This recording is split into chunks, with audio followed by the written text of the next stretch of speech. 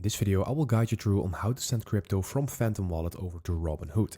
So first of all, open up your Robinhood app and then from here, go ahead and click on Receive. And now you need to enter the crypto that you want to receive or just select it.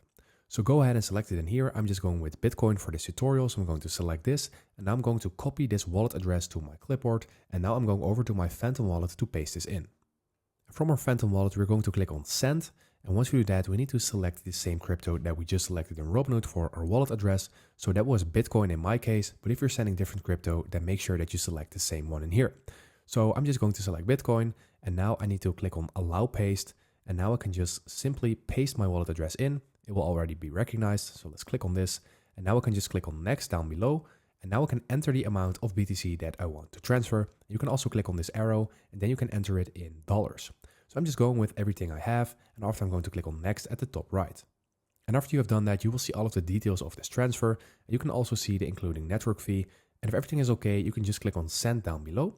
And once you do that, everything will be sent and then the transaction will be submitted. And it says that the estimated transaction time will be around 10 minutes.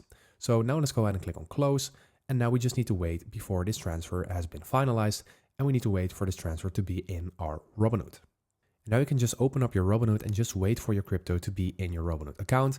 And please note that this can take a couple of minutes or maybe until an hour before it is in your account. But if you have followed every step, then everything should be fine. So that is it for the video. I hope this video helped you out. Please leave a like and consider subscribing, and then I'll see you in the next one.